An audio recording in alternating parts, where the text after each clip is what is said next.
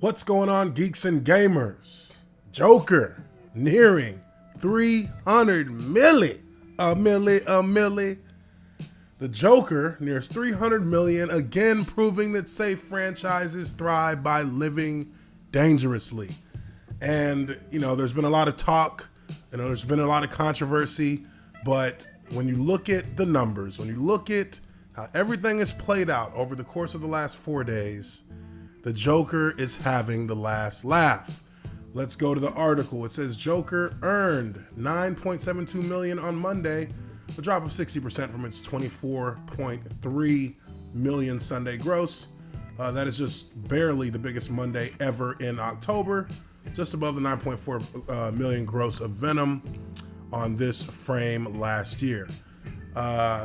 This has been a movie that has exceeded expectations, far exceeded expectations, has broke records, and has proven that a rated R movie, a movie that does a deep character dive into someone like the Joker, can be just as successful as anything that's coming out of the MCU that's more of a formulaic, more of a safe cash cow for that studio. It can be done. You just have to do it the right way. You have to give it the right respect. You have to give it the right attention. And that's what they've done here with the Joker.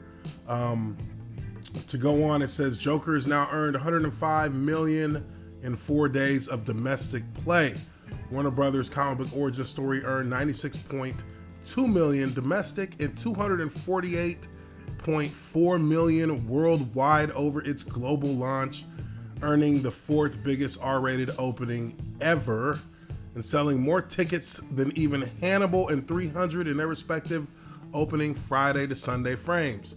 So from Friday to Sunday, we have a scenario where Joker has pulled in close to $300 million. And, there was a lot of talk when this movie was getting ready to be released about whether or not it had the potential to get anywhere near what Deadpool 1 and Deadpool 2 did as the highest ranking rated R movies in the box office era.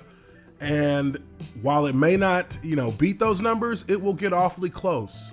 And the conversation that surrounds the Joker is even a bigger reason why it may have some real success as it moves into its second week, as it looks to maintain those legs and keep running and keep getting that money up. It's going to be interesting to see how it all plays out.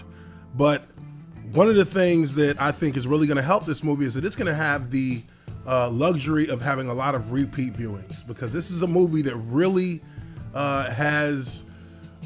really deserves extra watches just to kind of, really dissect it further, to try and figure out some of the mysteries that were left behind after the first viewing. I know me, myself, I'm going back tonight to watch it again. There's so many things that I need to kind of reprocess and try to figure out if it's something that really is true, or if this is a delusion that's actually going on. And yes, there will be a few spoilers when I talk about this movie from now on, because it's Tuesday. You should have seen it by now. If you haven't seen it, then hey, that's on you. But the majority of us have seen it, and I'm not gonna tread as lightly as I did in the last video. I will go into some spoilery parts of the movie, but a lot of people are trying to figure out, was Arthur delusional? Was this something that was just going on in his head? Is the entire movie of the Joker just a psychotic delusion, hallucination, if you will, of Arthur Fleck? Or did these events really happen? Were these things that really occurred? I mean, we know what parts of the movie didn't occur. We know the little girlfriend sequence was a hallucination. We know, Zazie Beetz' character was not with him in the hospital. He did not, have a nice steamy night with her after, shooting down 3 rich scumbags in the subway. We know those things didn't happen.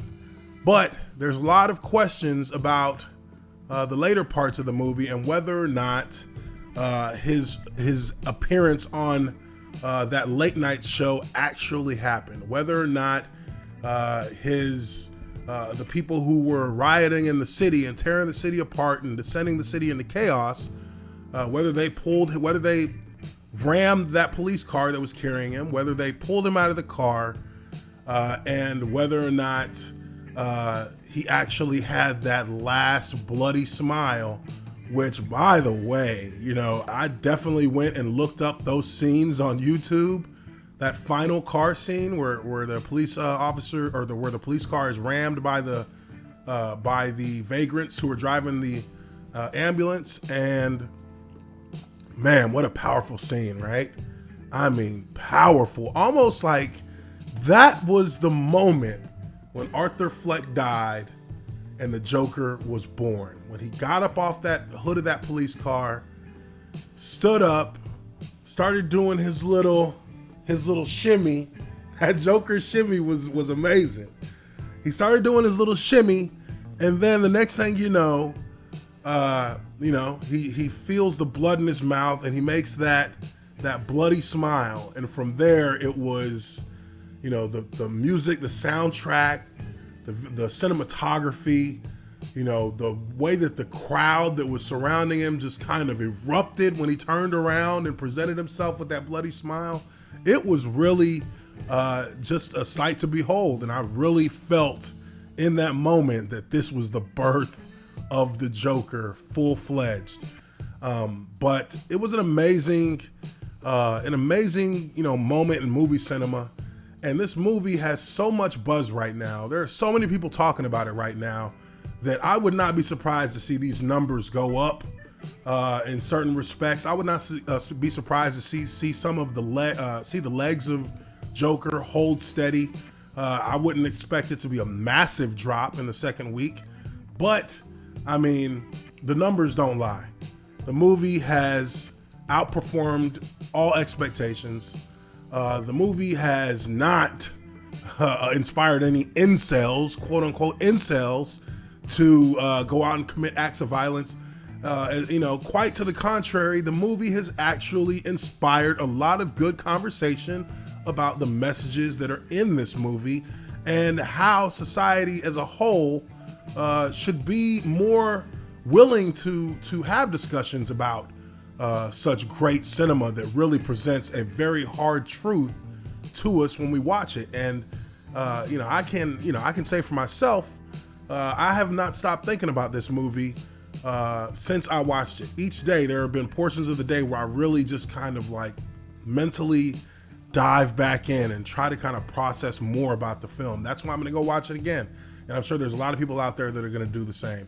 So hit the like button if you like this video, subscribe to Geeks and Gamers, subscribe to The Observant Lineman, and tonight, hoping to get that live broadcast, Joker, Get What You Deserve live broadcast. So look out for that. But definitely a movie that I hope everyone goes out and sees. And I hope if you've seen it once, you go back and see it one more time. Take yourself back into that deep cave, that deep, dark cave of the Joker and Arthur Fleck. I'm your Observant Lineman, Uche Nwaneri. I will catch you guys on the next video. Peace.